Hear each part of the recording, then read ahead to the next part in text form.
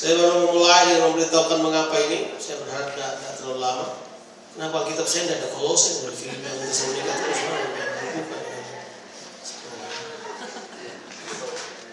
nggak pernah dibuka dari Alkitab itu. Pasal 3 ayat yang ke-16, saya belum lihat. Itu adalah ayat yang biasa kita baca. Kita baca bersama-sama Kolose 3 ayatnya ke-16. 1, 2, 3. Hendaklah perkataan Kristus diam dengan segala kekayaannya di antara kamu, sehingga kamu dengan segala hikmat mengajar dan menegur seorang akan yang lain, sambil menyanyikan mazmur dan puji-pujian dan nyanyian rohani kamu mengucap syukur kepada Allah di dalam hatimu. Kalau baca ini apa yang sudah temukan? Kekayaan firman itu hanya terjadi kalau ada proses saling. Dia bilang, hendaklah perkataan Kristus diam dengan segala kekayaan di antara kamu, sehingga kamu dengan segala hikmat mengajar dan menegur seorang akan yang lain. Kata seorang akan yang lain itu muncul di Alkitab paling banyak. Kata seorang akan yang lain itu merupakan gaya hidup perjanjian baru. Seorang akan yang lain. Nah, tipe searah macam kayak begini sebenarnya tidak terlalu perjanjian baru. Harusnya perjanjian baru adalah bukan cuma saya menasihati saudara-saudara, juga menasihati saya. Oh, itu bertentangan dengan pengajaran para rasul. No, rasul ngajarin bahwa harus ada hal tersebut. Bahwa kita perlu. Oh, memang betul. Kita takut jangan-jangan jadi sesat, kan?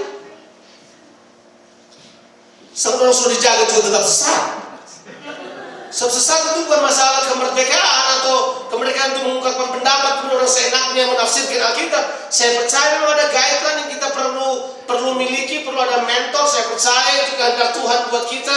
Kita perlu sekali untuk submit kehendak Allah kepada senior kita, pada orang di sekitar kita. Kalau saya mendengarkan suara Tuhan, saya nggak lalu berkata, ini suara Tuhan, semua harus dengar. Kalau nggak dengar, kiranya api membakar dari langit. Saya nggak bilang begitu. Saya akan berkata, ini suara Tuhan, saya submit kepada orang di sekitar saya. Is this actually in conjunction atau searah, sejalan dengan apa yang kita katakan? Kalau enggak, I will shut up. I don't want to say anything. Why not? Ya kan? Kalau tidak sesuai dengan firman Tuhan, ya kita bantah lagi. Makanya saya selalu bilang, ujilah. Di kelompok saya seperti itu mudah banget terjadi. Kalau orang tanya pada saya, mengapa begitu banyak hal yang terjadi? Saya adalah salah satu dari sekian banyak pembicara yang berani tanya jawab sampai detail. Where did I get all of this information? Ya melalui kumpul bersama dengan orang percaya. Kita terkejut orang yang kita anggap tidak punya pengetahuan bisa memberi masukan yang brilian. Kalau kita kasih kesempatan orang percaya, you wouldn't believe that inside of them there is gift that actually laid wasted for nothing for ages.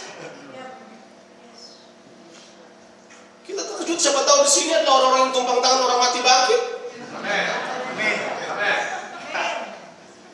Saudara kaget, saudara ketawa. Ketawa kadang-kadang tanda nggak percaya. Ya. Masih ingat waktu Tuhan bicara kepada Abraham, itu Sarah yang di balik pintu, masih ingat cerita itu? Tahun depan kamu punya anak. Itu Sarah ketawa sejadi-jadi. Itu bukan ketawa senang, nggak percaya.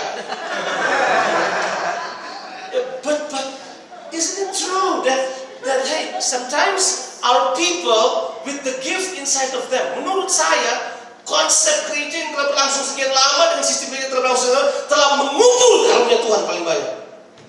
They kill the potential. They kill something inside of the people.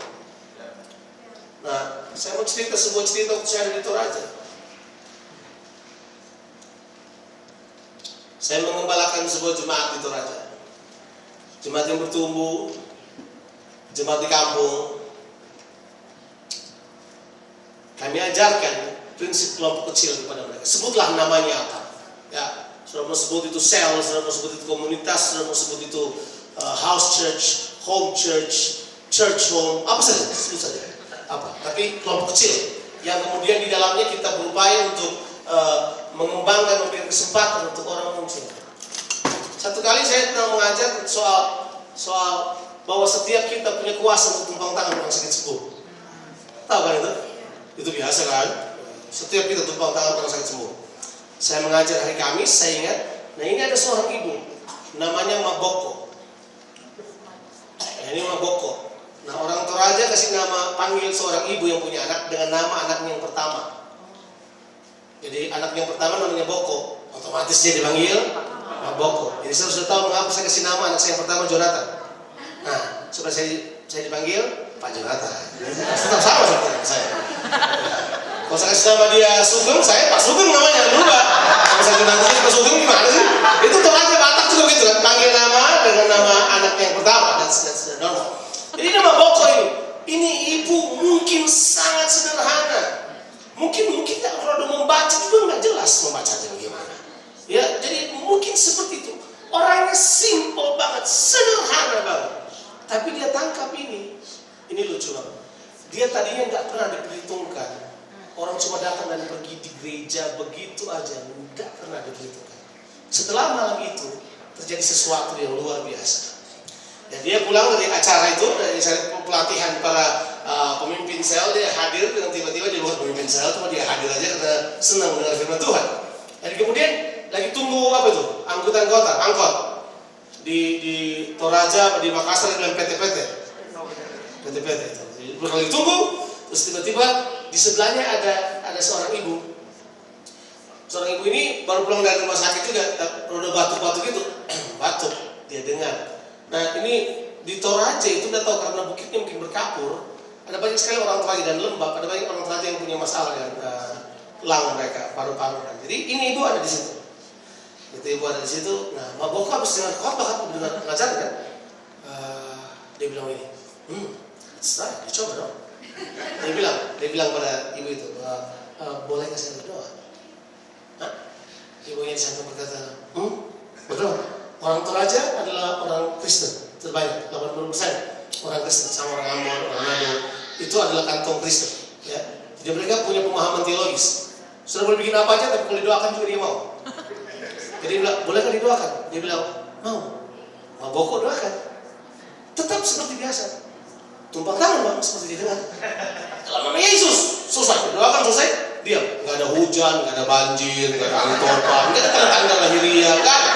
Biasa, om mereka datang, boom, mereka pulang. Ternyata mereka pulang turun ke tempat yang sama karena biasanya di jalan raya ada kampung, gitu kan. Maboko ini tinggalnya di kampung namanya Bungin. Dan rupanya mereka itu adalah rumah yang rumah bertiket ya, rumah apa istilahnya? Orang selain bilang rumah apa itu namanya? Rumah panggung, biasa, rumah panggung.